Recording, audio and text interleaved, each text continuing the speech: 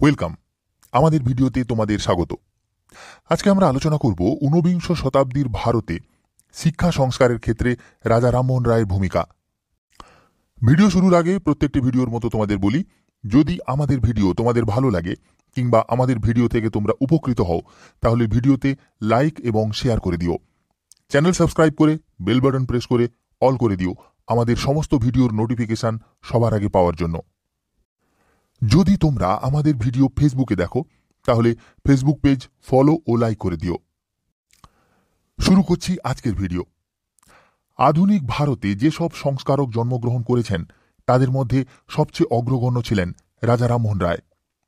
তিনি 1772 খ্রিস্টাব্দের 22 মে হুগলি জেলার রাধানগর গ্রামে এক রক্ষণশীল ও ধনী ব্রাহ্মণ পরিবারে জন্মগ্রহণ করেন। তিনি যে সময় জন্মগ্রহণ করেন, তখন ভারতীয়রা কুসংস্কার এবং অন্ধবিশ্বাসের অন্ধকারে ডুবেছিল। রামমোহন ভারতীয় সমাজের অন্ধকার ও কুসংস্কার দূর করে জাতিকে আলোর পথ দেখান। তাকে ভারতের প্রথম আধুনিক মানুষ, আধুনিক ভারতের জনক, আধুনিক ভারতের ইরাসমাস প্রভৃতি অভিধায় ভূষিত করা হয়।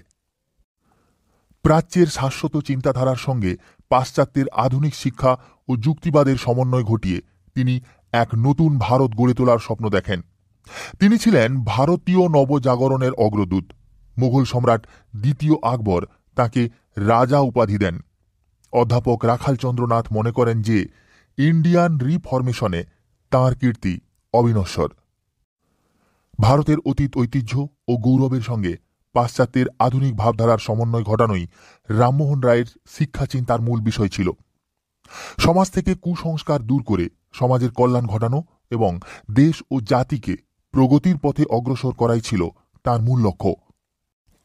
রামমোহন রায় ভারতে পাশ্চাত্য শিক্ষার প্রসারের এক উগ্র সমর্থক ছিলেন। তিনি ভারতীয়দের ইংরেজি, পাশ্চাত্যের গণিত, পদার্থবিদ্যা, রসায়ন, প্রকৃতিবিদ্যা, শারীরবিদ্যা প্রভৃতি আধুনিক শিক্ষা গ্রহণের কথা বলেন। তিনি তৎকালীন গভর্নর জেনারেল লর্ড আর্মহাস্টকে এক পত্রের মাধ্যমে এদেশে পাশ্চাত্য শিক্ষার প্রসার ঘটাতে সরকারি অর্থব্যয়ের অনুরোধ জানান 1823 খ্রিস্টাব্দে। রামমোহন পাশ্চাত্য শিক্ষার প্রসারে প্রত্যক্ষ বা পরোক্ষভাবে বিভিন্ন শিক্ষা প্রতিষ্ঠান স্থাপনে উদ্যোগ নেন। তিনি স্কটিশ মিশনারি আলেকজান্ডার ডাফকে 1830 খ্রিস্টাব্দে জেনারেল অ্যাসেম্বলিজ ইনস্টিটিউশন প্রতিষ্ঠায় সহায়তা করেন। রামমোহন 1822 খ্রিস্টাব্দে কলকাতায় অ্যাংলো হিন্দু স্কুল প্রতিষ্ঠা করেন। 1817 খ্রিস্টাব্দে কলকাতায় হিন্দু কলেজ প্রতিষ্ঠায় তিনি গুরুত্বপূর্ণ সহায়তা করেন বলে অনেকে মনে করেন। তিনি ডেভিড হেয়ারের শিক্ষা বিস্তারের কাজে অন্যতম সহায়ক ছিলেন।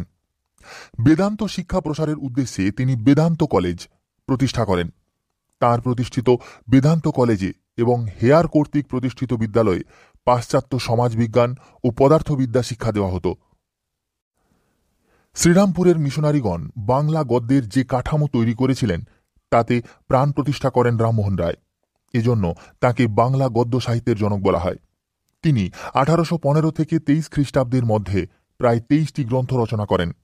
এগুলির মধ্যে উল্লেখযোগ্য ছিল বেদান্ত গ্রন্থ, বেদান্ত সার, ভট্টাচার্যের সহিত বিচার, সহমরণ বিষয়ক প্রবর্তক ও নিবর্তকের দ্বিতীয় সংবাদ, সুব্রাহ্মণ্য শাস্ত্রীয় সহিত বিচার, ব্রাহ্মণ সেবধি, ব্রহ্মসূচি প্রভৃতি।